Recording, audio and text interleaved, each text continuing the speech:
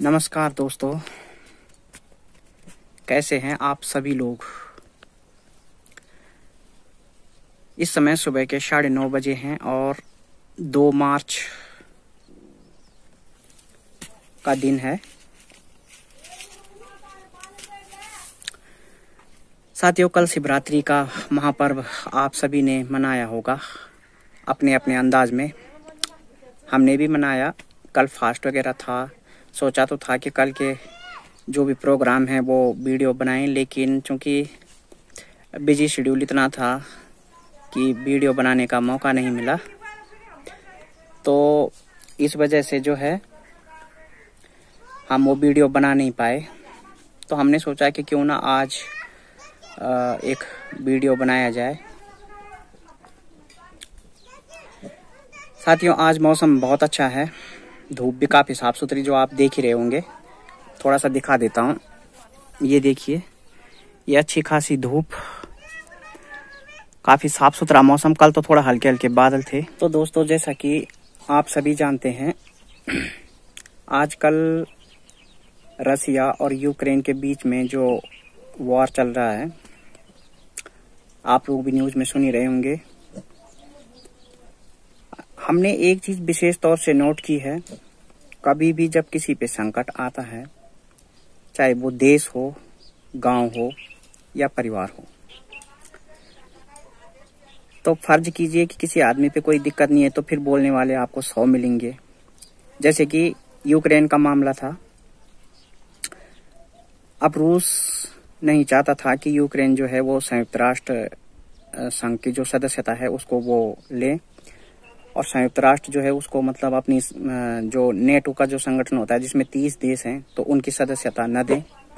इसी चीज को लेकर रूस ने जो है अंततः यूक्रेन पर अटैक कर दिया और कई हजारों लाखों निर्दोष लोग मारे जा रहे हैं, चाहे वो बच्चे हों, चाहे वो बड़े हों, महिलाएं हों, बुजुर्ग हों, कोई भी हो। लेकिन जब यूक्रेन पर यह संकट आया है, तो चाहे वो अमेरिका हो या नेटो के और भी कई देश हैं, ब्रिटेन, फ्रांस, ऐसे जर्मनी, बड़े बड़े देश हैं, कई चीज़ें की गई, आपातकालीन बैठक बुलाई गई, सभी चीज़ें की गई अपनी इमेज बनाने के लिए, लेकिन अंततः रिजल्ट कुछ भी नहीं।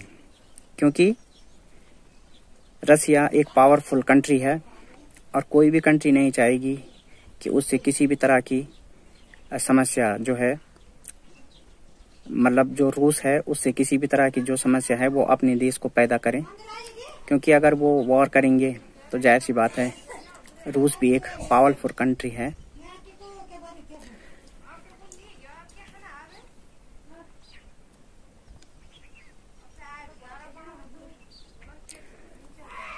तो दोस्तों,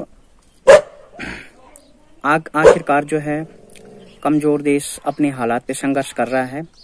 और यूक्रेन के राष्ट्रपति ने, देखिए, एक बड़ी दिलचस्प बात है, जब अफगानिस्तान में लड़ाई लगी थी, जब अमेरिका अफगानिस्तान छोड़कर बाहर गया था, तो तालिबान ने जैसे अटैक किया था तो वहां के जो राष्ट्रपति थे वो अपने देश छोड़कर भाग गए और उन्होंने किसी दूसरे देश में शरण ले ली अपने प्राणों के डर से।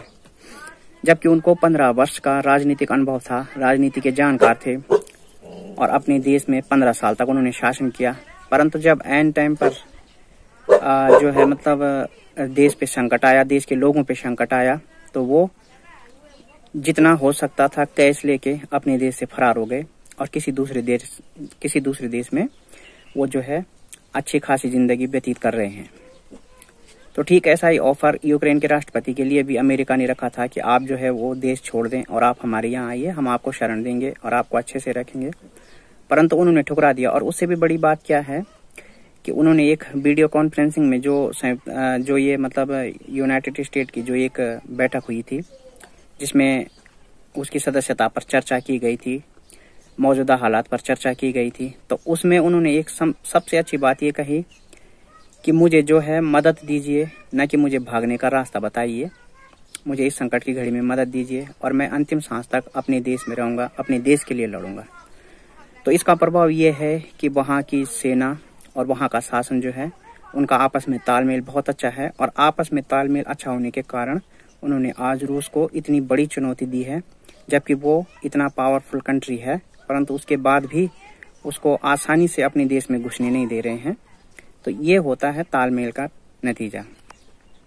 यूक्रेन की समय स्थिति है वो अकेले अलग थलग पड़ जाने वाली स्थिति है, क्योंकि उसके साथ में कोई भी देश सैन्य कार्रवाई हो या साजो सामान से हो वो उतना जो है खड़ा नहीं है। हाँ, कुछ अंशदान कुछ देशों ने दिया है सामग्री का। तो ठीक उसी तरह से जैसे कि कई बड़े राष्ट्रों के बीच में एक कमजोर देश या कई बड़े साम्राज्य में एक कमजोर राज्य या कई गांव में एक कमजोर गांव या फिर एक गांव में एक कमजोर परिवार, और या फिर यूं कहें कि एक परिवार में एक बाहरी व्यक्ति का होना। आप इसको ऐसे उदाहरण से भी समझ सकते हैं कि अगर ऐसा हो, फर्ज कीजिए कि कई शक्तिशाली देशों के बीच में एक कमजोर देश हो, तो उसकी क्या स्थिति होगी? क्या उसके साथ कोई खड़ा होगा सच्चाई के बाद भी, जो कि आज यूक्रेन के साथ भी हो रहा है।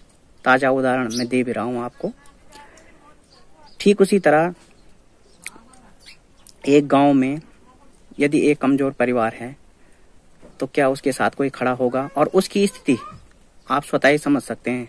आप इसको उदाहरण के तौर पर ऐसा भी समझ सकते हैं कि फर्ज कीजिए एक परिवार के 6 सदस्य हैं और सातवां कोई बाहर का व्यक्ति वहां पे रह रहा है, तो वो जो है उस व्यक्ति को कभी भी झुठला सकते हैं और उसके जो है किसी भी बात को, चाहे वो कितनी ही सत्य क्यों न हो, बिल्कुल झूठ साबित कर सकते हैं, क्योंकि वो 6 सदस्य एक ही परिवार के हैं और वो सातवां व्यक्ति बाहर का है।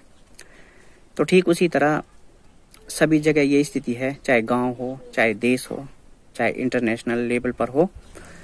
तो ये चीजें हालांकि जो है मतलब एक तुच्छ राजनीति के अंतर्गत आती हैं, मगर कई लोग हमने देखा है आज भी 90% लोग इस राजनीति में सक्रिय रहते हैं और मनगढ़ंत कहानियां, मनगढ़ंत काम जो है बनाते रहते हैं और एक दूसरे की टांग खींचते रहते हैं, ताकि उनके अपने मकसद और अपने किसी व्यक्तिगत स्वार्थ का जो है वहाँ पे जो है मतलब उनकी जो इच्छाएं रहती हैं, जो उनका स्वार्थ रहता है वो सिद्ध हो। तो ये चीजें आजकल आम हो गई हैं।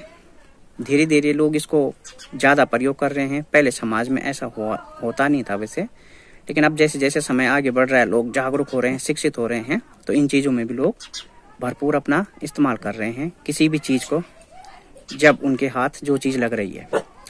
अच्छा, घटनाएं सपोज कीजिए कि यूक्रेन और रूस की लड़ाई हो रही है, लेकिन कमेंट करने के लिए कई देश अपना इस समय राजनीतिक स्वार्थ भी सिद्ध कर रहे हैं। कोई रूस की तरफ से बोल रहा है तो कोई जो है बीच में मतलब कि न इधर न उधर बोल के अपना चुपचाप बैठा है।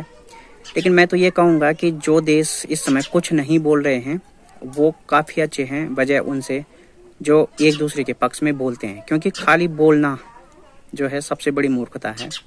आप बिना सच्चाई जानकर और बिना हालात की समीक्षा किए हुए अगर कुछ बोलते हैं तो ये आपकी मूर्खता दर्शाता है। कई लोग होते हैं, व्यक्तिगत लोग भी ऐसे हैं जो अपना राजनीतिक स्वार्थ सिद्ध करते हैं, मौका मिलने पर दूसरे के कंधे में बंदूक रखकर फायर करना चाहते हैं। लेकिन उनको ये भी पता होना चाहिए कि कभी कभी दूसरे के कंधे पे रखी हुई बंदूक की गोली उल्टी भी चल जाती है, और ऐसा अक्सर होता है कि हम दूसरे पर गोली चलाना चाहते हैं परंतु कई बार वो गोली हमें लग जाती है। तो दोस्तों, ये आज का मैं विशेष जो है स्थिति आपको बताना चाहता था। मैं ऐसे ही वीडियो आप देखेंगे, मेरे आगे कई इंटरेस्टिंग वीडियो आने वाले हैं जिनमें मैं कई राज से पर्दा उठाऊंगा, कई चीज़ें जो है आप लोगों के सामने रखूंगा। बस आप मेरे वीडियो पर बने रहिए और आपसे निवेदन है कि शेयर और सब्सक्राइब जरूर करें। सब्सक्राइब आप करें ना करें दोस्तों, क्योंकि आप सोचेंगे कि ये सब्सक्राइब करने के लिए बोल रहा है, ऐसा है, लेकिन ऐसा नहीं है। आप मेरी वीडियो को शेयर कर दीजिए। मैं चाहता हूँ कि ये बात इस क्षेत्र तक नहीं बल्कि बहुत दूर दूर तक पहुँचे और मेरी आवाज़ कई लोगों तक पहुँचे आपके माध्यम से। सो मेरा आपसे हाथ जोड़कर निवेदन है कि मेरी इस वीडियो को अवश्य शेयर करें।